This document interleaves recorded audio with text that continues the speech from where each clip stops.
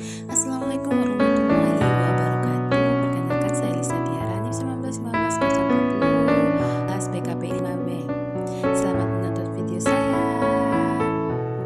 Baik, di sini saya sedikit menjelaskan tentang pemberian layanan bimbingan konseling melalui teknik self control untuk mengatasi bullying verbal peserta didik kelas 11 SMK Negeri 1 Kelapa. Baik, langsung saja kita ke latar belakang. Masa remaja merupakan peralihan dari masa kanak-kanak menuju dewasa. Masa ini rentan sekali terhadap kehidupan perubahan individu yang memasuki masa remaja. Perubahan terhadap meliputi beberapa aspek seperti perubahan fisik, perubahan emosional, sosial, moral, dan kepribadian. Dalam masa remaja, banyak anak yang melakukan tindakan kekerasan seperti membuli sesama teman. Kata kekerasan sebenarnya sudah sangat sering kita dengar dalam kehidupan sehari-hari, baik di lingkungan sekolah, di rumah maupun di masyarakat. Menurut Hasan Sadili, kata bullying sendiri berasal dari kata bully yang berarti menggerakkan atau seseorang yang mengganggu orang yang lemah. Bullying juga dapat diuraikan menjadi kata bull yang artinya banteng.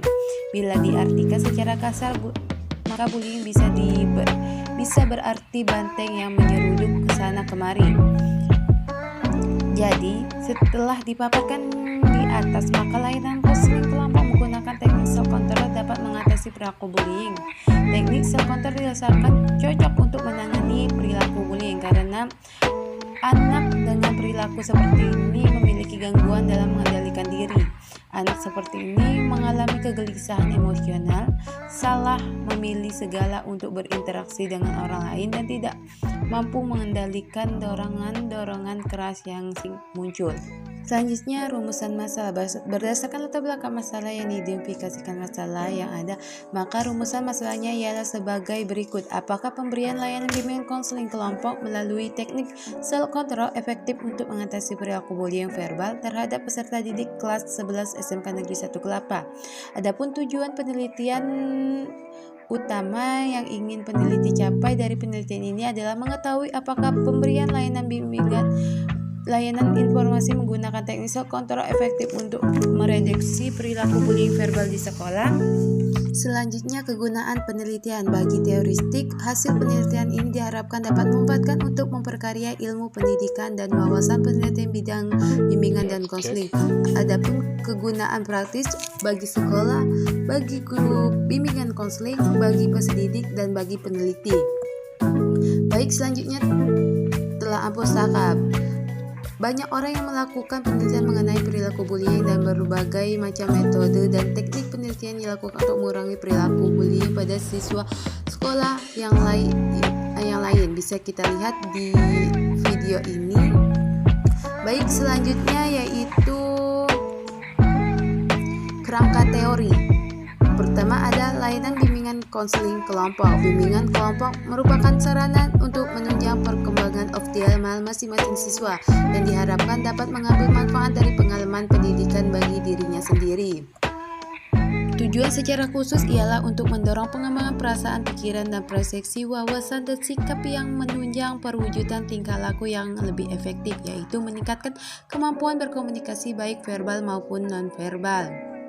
Adapun asas-asas memperlancarkan layanan kelompok yaitu asas bimbingan kerahasiaan, kesukarelaan, keterbukaan, kekinian, kemandirian, kegiatan, kedinamisan, dan lain-lainnya. Baik, selanjutnya yaitu self control. Dalam bahasa umumnya, pengendalian diri adalah tindakan menahan diri untuk tidak melakukan perbuatan yang merugikan dirinya di masa kini maupun yang masa akan datang. Selanjutnya, bullying. Bullying adalah bentuk agresif. Bullying biasanya merupakan bagian dari tindakan agresif yang dilebih-lebihkan oleh anak-anak yang lebih kuat terhadap orang-orang yang lebih lemah secara mental dan fisik. Terjadinya bullying bukan tidak beralasan, tetapi ada beberapa faktor penyebab terjadinya perilaku bullying, yaitu faktor keluarga, faktor sekolah, faktor kondisi lingkungan sosial, dan faktor media. Adapun dampak yang ditimbulkan bullying yang terjadi lingkungan sekolah bagi korbannya, ia merasa takut lalu menarik diri dari teman-teman di kelasnya, menjadi pasif dan merasa kurang fokus mengikuti pelajaran mengajar di kelas. Selanjutnya yaitu hipotesis. Hipotesis merupakan dugaan sementara yang dijadikan jawaban terhadap masalah penelitian.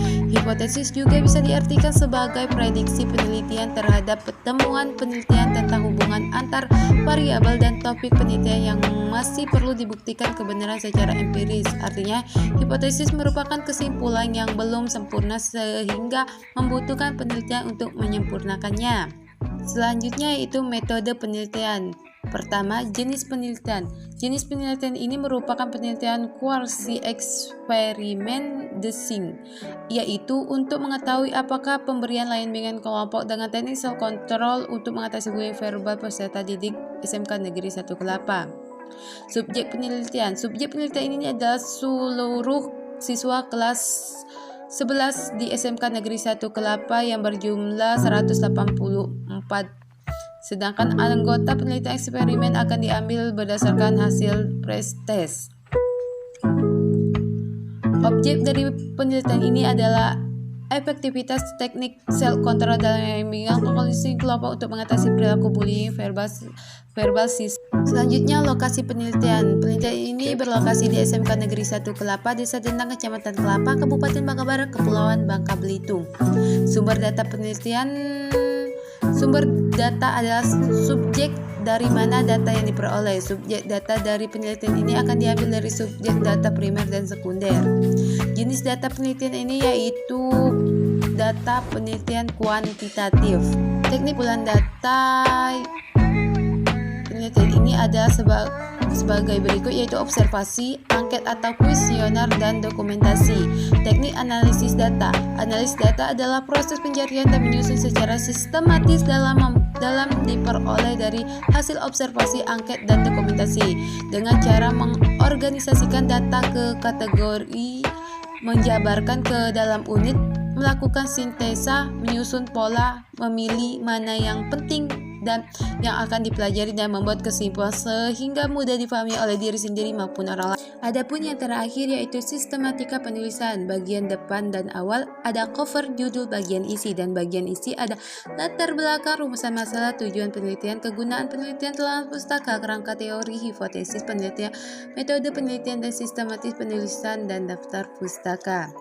Hanya ini yang bisa saya sampaikan. Saya akhiri. Wabillahi taufiq wal hidayah. Wassalamualaikum warahmatullahi wabarakatuh. Terima kasih telah menonton video saya.